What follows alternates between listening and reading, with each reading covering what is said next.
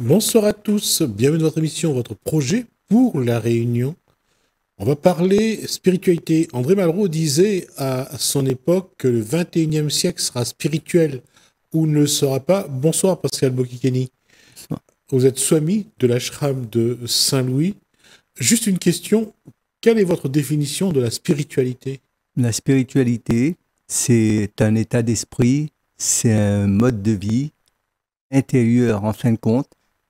Quelqu'un qui est dans la spiritualité, c'est quelqu'un qui pourra dire des choses qui peuvent même le contredire, le mettre mal à l'aise également. Il peut faire aussi des choses dans ce sens parce que c'est pas calculé, c'est naturel, avec un état d'esprit serein, pur, etc. C'est-à-dire qu'il n'y a pas d'intérêt personnel pour celui qui mène une quête spirituelle, quoi. Mener une quête spirituelle, ça signifie quoi pour vous? Déjà pénétrer à l'intérieur de soi-même, s'ouvrir au monde, ne pas être en contradiction avec soi-même, c'est-à-dire il y a le fait que souvent des fois on dit quelque chose mais on ne pense pas la même chose et on ne fait pas la même chose. À ce moment-là, il y a un intérêt quelque part. Là, si on regarde l'histoire depuis Bouddha, on va parler de, même avant d'ailleurs, on parle différentes religions, on parle de différentes personnes qui ont marqué les communautés, comme Confucius, comme Lao Tse pour les Asiatiques, comme Mahomet pour les musulmans, Jésus-Christ pour les catholiques. Ils ont apporté une façon, à leur façon, une spiritualité. On voit chez les hindous également la posture de Shiva, de Parvati, de Brahma et de Saraswati. Il y a une quête qui est vraie, mais cette quête-là, elle n'a cessé de se démultiplier. Comment aujourd'hui l'individu qui est soit pratiquant ou pas, soit religieux ou pas, peut être spirituel ou pas finalement? Alors celui qui est spirituel, avant tout, ce n'est pas quelqu'un qui songe aux conséquences de ses actions, de ses paroles, de ce qu'il va dire, de ce qu'il va transmettre, parce que nous voyons tout à l'heure que, par exemple, le cas de Jésus lui-même, une grande figure spirituelle, le fait de transmettre la sagesse, la connaissance spirituelle, l'a mener jusqu'à la mort. Et ça a été le cas pour tous les grands réformateurs spirituels qui ont traversé les différents âges, quoi. Alors, vous êtes venu avec un document, je vous propose qu'on le regarde.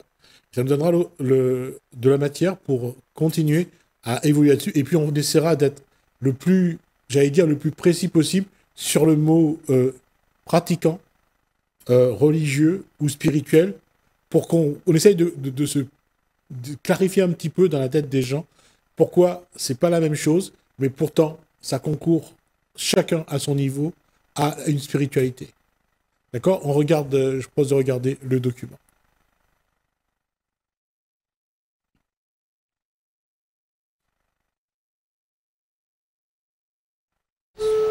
Aujourd'hui, dans le cadre du 189e de l'anniversaire de Bhagavan Sri Ramakrishna Paramahamsa, qui a été considéré comme l'une des plus grandes incarnations et l'un des plus grands maîtres de l'Inde en son temps.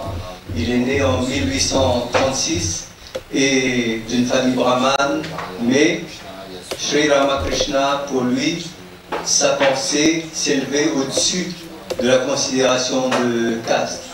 Il a toujours dit que l'âme n'a pas de caste, l'âme n'est ni brahmane, ni sudra, ni rien. La connaissance est comme, c'est un feu, et c'est le feu qui brûle l'ignorance, qui détruit tout ce qui est néfaste, tout ce qui est négatif. Ça fait aujourd'hui un peu plus de 40 ans que j'ai persévéré dans cet enseignement. Ce qui a changé ma vie, c'est qu'un jour j'avais lu un livre, l'enseignement de Sri Ramakrishna, et dans ce livre il était écrit: s'il faut que vous soyez fou, soyez-le d'amour pour Dieu, au lieu de vous laisser vraiment tourmenter par les choses de ce monde, les choses d'ici-bas. la connaissance, la sagesse et la libération, ça n'a point de prix. C'est à travers la voie de l'amour, à travers la voie de l'action et à travers la voie de la sagesse qu'on peut acquérir la connaissance qui met fin à toutes sortes d'enchaînements dans ce monde. Alors, à force de persévérer jusqu'aujourd'hui, je me sens de plus en plus conforté dans ma vie. Rien n'est facile quand on se lance dans la vie spirituelle pour devenir un moine, etc. Au début, on est toujours émerveillé, on veut prendre cette voie, mais on ne connaît pas réellement quelles difficultés ça peut comporter. La vie n'est facile pour personne, ni pour vous, ou ni même pour les swamis. Et puis, vouloir parler de religion, de spiritualité, n'importe qui pourrait bien venir vouloir le faire. Et Sri Ramakrishna disait, si vous allez à Bénarès, sur tous les trottoirs, vous allez rencontrer, si vous demandez à quelqu'un s'il veut être votre maître, tout le monde va dire oui, mais votre disciple, non. Pourquoi? Parce que votre disciple, c'est servir. Et nous, notre rôle en tant que swami, c'est de servir l'humanité. Et je le montre bien aujourd'hui dans ma vie, dans la vie que je mène, que je pratique aujourd'hui. Et à cette occasion, tout à l'heure, je donnerai la parole à quelqu'un que je considère aujourd'hui comme un très grand ami, parce que l'approche qu'il a eue avec moi, comme en ce moment j'ai des difficultés, je suis malade, et tout le monde autour de moi, partout, on a parlé d'un miracle. Oui, il y a eu un miracle. Quel est le miracle de la religion, de la spiritualité en ce qui me concerne? C'est tout simplement d'avoir pu avoir la force, d'avoir la foi, grâce à un caractère spirituel, une énergie spirituelle bien forgée durant plusieurs années, et bien même quand la maladie arrive, même quand les difficultés arrivent, eh bien on a la possibilité de pouvoir surmonter tous ces problèmes. Il faut venir, il faut prier, mais en même temps, il faut se dire tout simplement que la science, la médecine, c'est pour le corps, et la spiritualité, c'est le médicament pour notre esprit, pour notre âme. Il ne faut rien négliger du tout. Si nous sommes nés sur cette terre, c'est que le corps a aussi ses limites. L'esprit, l'âme n'a point de limite. Alors, tout à l'heure, je reparlerai de Sri Ramakrishna, son enseignement. Il a dit aussi que toutes les religions sont des chemins qui mènent à Dieu. Il faut toujours avoir une attitude respectueuse envers toutes les religions. De sa vie, il a pratiqué un peu toutes les religions. Essentiellement, il a pratiqué l'hindouisme, le christianisme et l'islam. Et il a conclu à ça que chaque individu, chaque personne dans sa propre religion, on peut trouver Dieu, on peut arriver jusqu'à Dieu. Mais en même temps, il n'y a pas un Dieu non plus uniquement pour les chrétiens, un Dieu pour les musulmans, un Dieu pour les hindous. Il y a un Dieu, un être suprême, Brahman, l'absolu, qui est pour l'univers en entier. Eh bien nous, on le prie d'une façon différente, on l'appelle par un nom différent.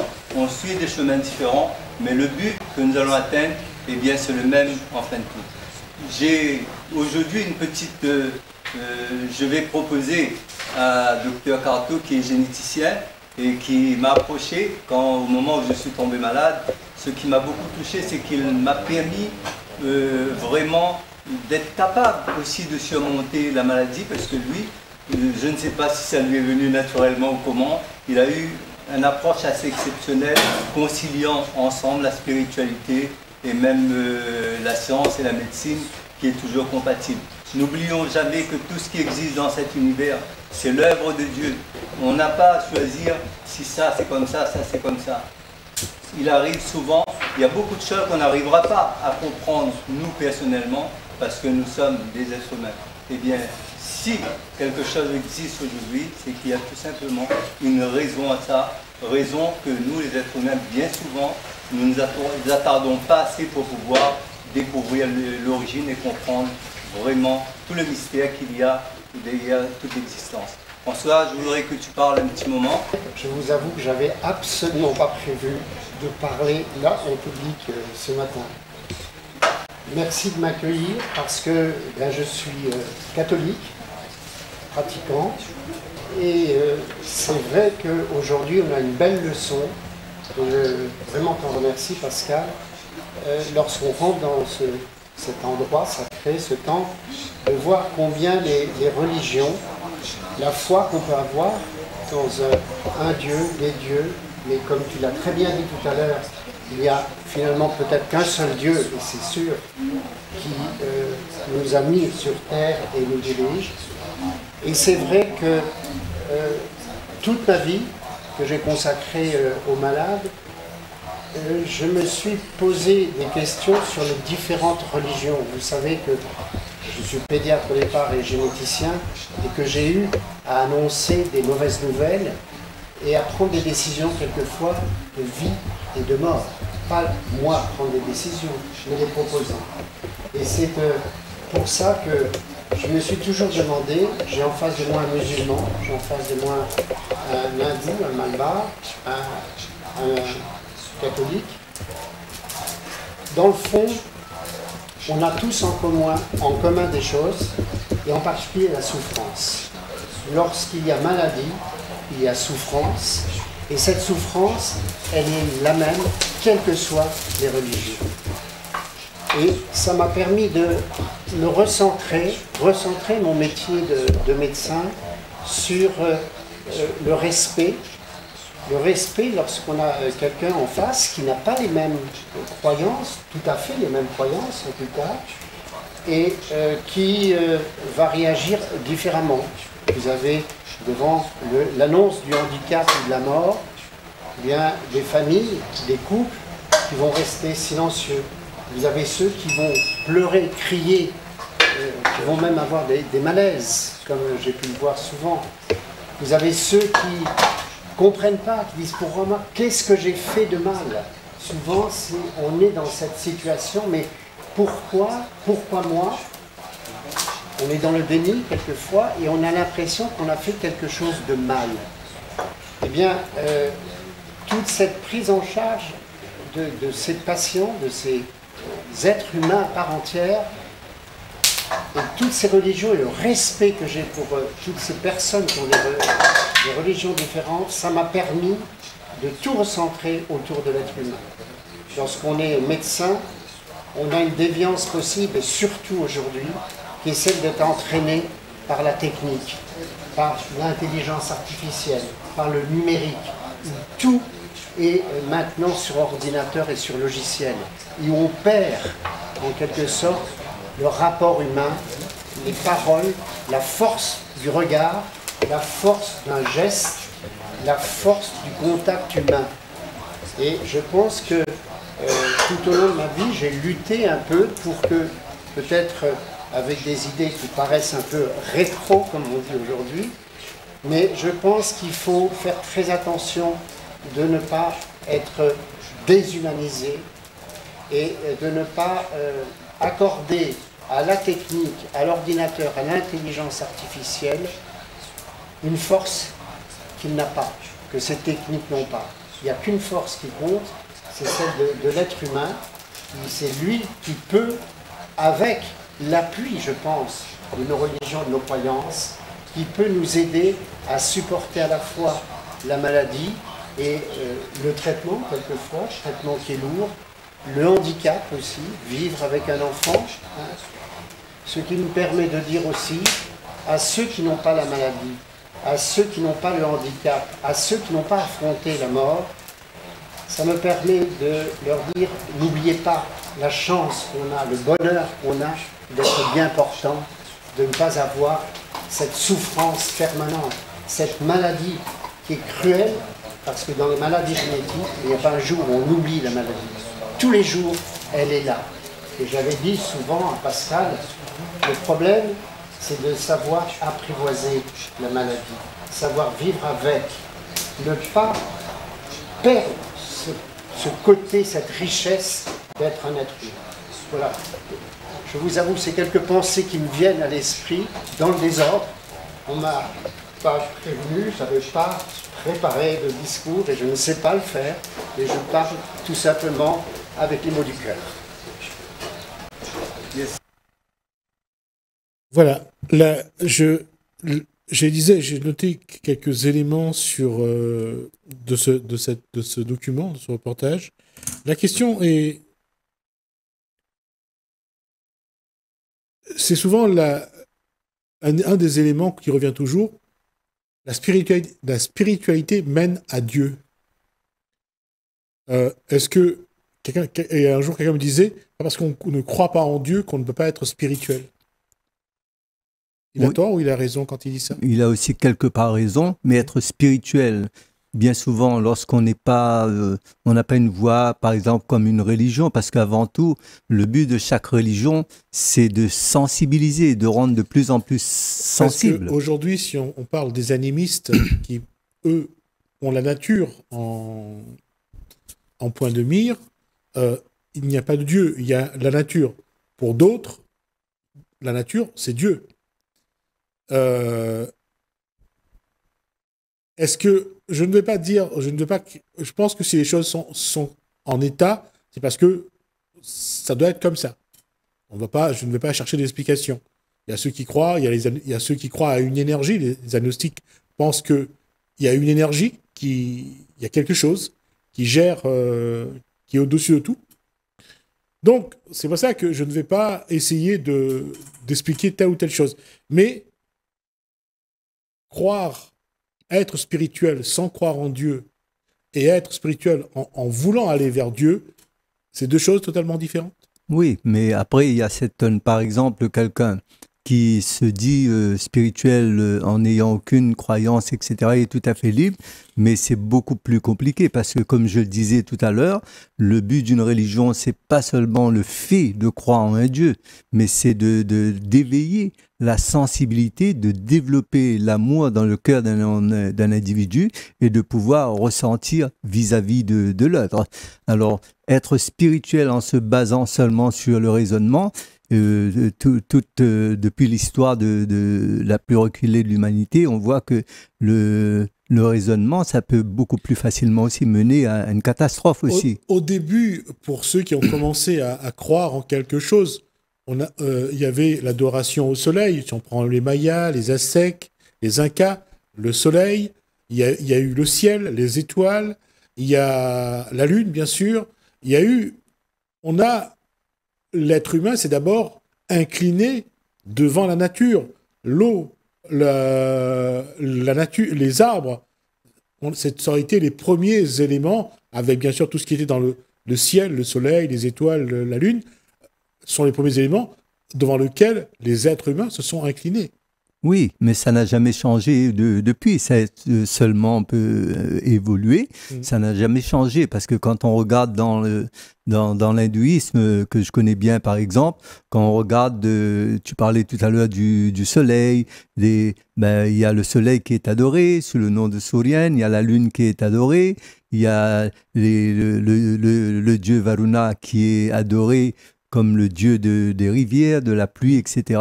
Donc la nature, elle est toujours omniprésente dans l'hindouisme et j'en suis sûr aussi dans les autres religions du monde, quoi. Alors, la question c'est comment vivre dans une spiritualité, qu'on croit ou qu'on ne croit pas. Comment aller vers une spiritualité, qu'on croit ou on ne croit pas en Dieu. On croit en Dieu, comment on va vers sa spiritualité?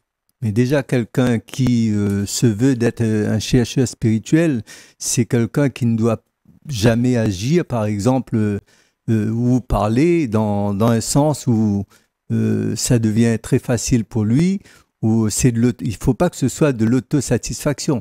Parce que quelqu'un qui est spirituel, c'est quelqu'un lui-même qui peut se mettre souvent en porte-à-faux avec les autres parce que les gens du monde, en fin de compte, le commun des mortels, ils n'ont pas la même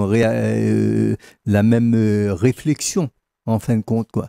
Donc, on ne va pas faire quelque chose, celui qui est spirituel ne va pas dire ou agir tout simplement pour le bon plaisir de tous les gens.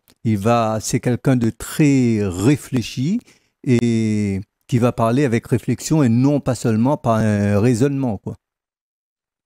Mais malgré tout, est-ce qu'il faut se dire, je vais en quête de quelque chose, je déclenche une démarche pour aller vers ma spiritualité? Est-ce qu'il faut être conscient?